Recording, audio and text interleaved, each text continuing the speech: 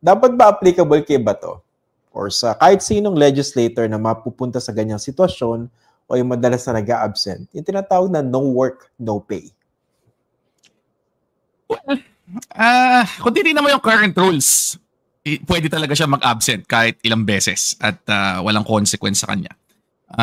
Ang nakalagay lang yata sa Senate rules, kapag ikaw ay nag-absent sa committee ng 5 consecutive unexplained absences, pwedeng gawing batayan para ikaw ay tanggalin sa komite. Dun lang. Pero yung sweldo at I suppose pati yung pagiging membro ng Senado, wala yun. So sinasabi kanina ni Tito Soto, pailan daw sa ethics. Kasi ang ideya dyan, both houses, either House at Senate, may kapangyarihan na tanggalin o idisiplina yung sinong mang member niya. Yeah. Si Kiko Barsaga ng House, yung pinaka-recent example. 2/3 vote, siya ay sinuspend ng 60 days.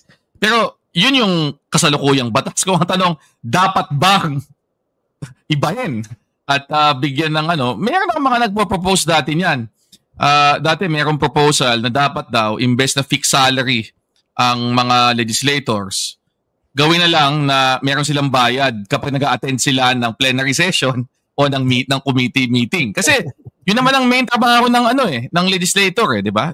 Nauupo ka sa plenaryo, boboto ka doon, nakikipagdebate ka, or nauupo ka sa committee level, magpo-propose ka ng bill. So, mayroong proposal dati na, bakit?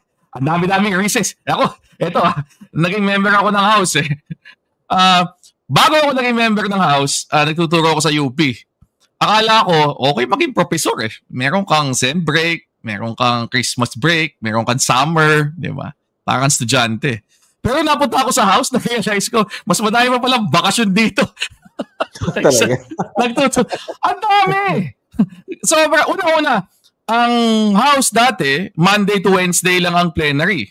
Thursday yung committee day. Sa Friday yan, wala na dahil nga ang ideya, yung mga district, tsaka yung mga district reps umuwi sa kanilang kanilang probinsya, 'di ba? Kung hindi sila naka-base sa Manila. Ganun din sa Senado, 'di ba? Parang hanggang Thursday lang. So 'di ba? 4-day work week, more often than not. Pangalawa, ang daming recess. Hindi lang yung mga Pasko o yung mga Holy Week. Parang every few months yan magre-recess. 1 linggo, 2 linggo. So ang dami talagang oras na wala talagang session, walang committee meetings. Di ba earlier this year, maalala natin, after inangat yung impeachment complaint laban kay VP Sara Duterte sa Senado, di ba 3 buwan sila, 4 na buwan sila nakabakasyon? Walang session dahil daw eleksyon, kailangan nilang mangampanya. So, yun na nga eh. Kaya yun ang pinagmumulan nung ideya before na ang dami naman yung mga off days eh. So, bakit ba kailangan bayaran kayo araw-araw, buwan-buwan? Dito na lang sa actually nagtatrabaho kayo. Pero, gaya nga na sinabi ko kanina, hindi ganun ang current situation. So, kasalukuyan, kung makukuha mong gig yung senador ka, saya ng buhay mo dahil kamukha nga ni Senator Bato de la Rosa, di nagpapakita, tumaya pa daw na siya yung magdi-defend dapat ng budget ng DND, hindi nagpakita, parang walang paliwanag. So, and yet, walang lahat ng senador na tinatanong, parang sinasabi nila, wala kami magagawa. Susweldo pa rin siya. Kung gusto nyo, magreklamo kayo sa ethics. Pero, yun eh. Talagang, kung merong kapabayaang mangyayari, there's very little na magagawa natin. Sa House dati, di ba, merong mga nag-a-absent dyan, 100 plus days. Naalala ko yung pangalan, ayoko nang banggitin. Natin banggitin yung pangalan, pero 100 plus days absent. Ang sasabihin ko na lang, hindi siya matangkad. Oo, di ba? So, yun.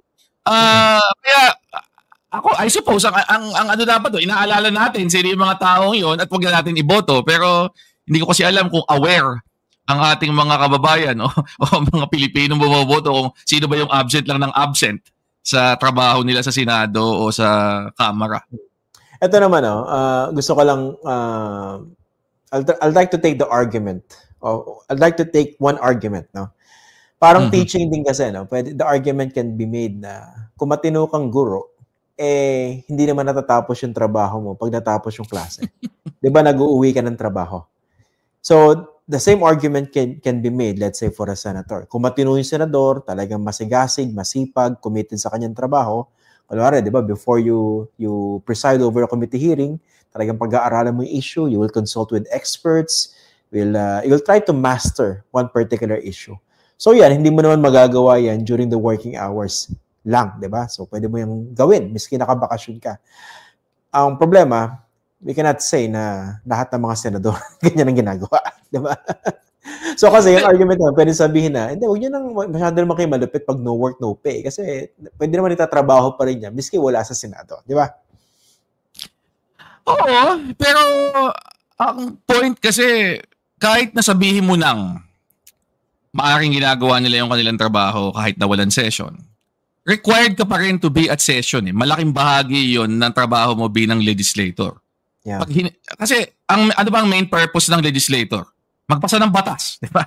So, ang bulk ng trabaho mo ay nagpo-propose ka ng mga bills, nakikipagdebate ka, sumasagot ka ng mga tanong, nagtatanong ka tungkol sa mga bills ng ibang tao, at boboto ka. Di ba? Pagbobotohan at the committee level, at the plenary level, para matiyak kung ano yung mga panukala na dapat bang maisabatas. Yun ang main job. Titingnan mo ang Article 6 ng Konstitusyon na nag-establish ng Kamara at ng Senado. Yun ang pinaka-fundamental na trabaho ng mga membro, ng mga sangay ng pamahalaan na ito.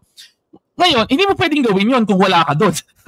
Paano ka mag-represent? Paano ka mag-interpellate? Paano ka magdidebate? Paano kang haharap para sumagot ng tanong kung wala ka doon sa plenaryo? Kung absent ka sa committee meeting. Halimbawa, itong si Senator Bato de la Rosa, nung siya ay siyang nag-undertake na mag-defend ng budget ng DND. At trabaho niya dapat doon, siya ang makikipagkonsultahan sa mga members ng Department of National Defense para alam niya kung ano yung mga programa na pinopropose nila na pondohan sa susunod na GAA sa 2026. At ngayon, siya ang tatayo doon para kung may mga tanong yung ibang senador, siya ang sasagot. Kung wala ka doon, di wala, sino gagawa? So, kaya nangyari, yung chair ng finance, si Senator Win Gatchalian, ang napilitang humarap at gawin yung trabaho ni Senator Bato de la Rosa. So, yun eh. Kahit nabili na natin na sige, habang in recess o kaya kahit na weekend, ganyan, nagkatrabaho kayo, nag-aaral kayo, kumukonsulta kayo sa inyong mga kapwa Pilipino para alam nila yung posisyon, sa dulo, hindi pwedeng absent ka pa rin. Parang guro. Sabihin natin, hindi ba nag-check siya, gumagawa siya ng lesson plan, pero hindi pwedeng absent siya sa klase. Okay. kasi kung hindi ka... Kung absent ka sa klase at hindi ka nagtuturo, bali wala din lahat yung preparation na yon, hindi ba? I concede. Okay. Medyo malikot lang ang isip ko ngayong gabi, no? Hindi ko alam kung bakit. Hindi kaya sa isang banda, parang malaking blessing na rin in disguise, or not really, na hindi pumapasok si Bato. Kasi at least, he won't suffer from the lack of quality of his legislative work. Sorry. joke lang po yan. Pero ito in English ko na parang hindi masyadong masakit. Hindi ko binoto si Bato de la Rosa, di ba? Hindi ako ganun kabilib sa kanyang mga ginagawa. Pero hindi ko maitatanggi na milyong-milyong Pilipino ang bumoto sa kanya. Yeah. So ibig sabihin, utang na loob niya, tungkulin niya dun sa mga taong bumoto sa kanya na tumayo siya doon at i-represent sila. Kaya nga siya kinatawan eh. Diba? Nandun siya para tumindig ang boses dito mga taong for whatever reason ay naniniwala sa kanya. At sa tingin nila, siya ang taong pinakamahusay na kumatawan ng kanilang interes, ng kanilang mga opinyon. Eh hindi niya ginagawa ngayon yun eh. So, okay. Wala naman problema siya magpunta. Hindi naman siya gusto eh. Pero, para kawawa naman yata yung mga milyon-milyon taong binoto siya at ini-expect na dapat nandun siya. Ito pa eh. Ano yung dahin para doon? Meron pa siya mga pa-text na Senator Lacson, matatalo ko na yung record mo. Anong kagaguhan yan? Diba? Parang hindi mo na nga ginagawa trabaho mo. Sumusweldo ka pa. Napipilitan yung ibang senador na saluhin yung mga trabahong sinabi mo ikaw ang gagawa. Hindi ka nakakatindig doon para i-represent yung mga taong bumoto sa'yo. Tapos pa-joke ka pa Parang wala lang.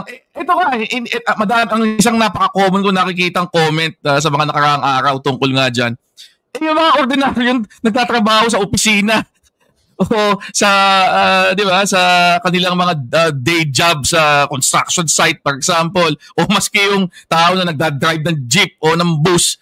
Pag hindi papasok yun, walang kita yun. Walang maiuwi yun. Kaya yung ibang tao, kahit na may sakit, pipiliting pumasok kasi ayaw mabawasan. Ito, wow, saya naman, di ba? Parang feeling mo ka, best job in the world yung maging senador. Di ba? Pag na-elect ka na, wala ka na kailangan gawin. Kahit hindi ka pumasok, sweldo ka. At magkano yung sweldo nila? Halos 300,000 a month. Base salary, Wala pa yung mga allowance.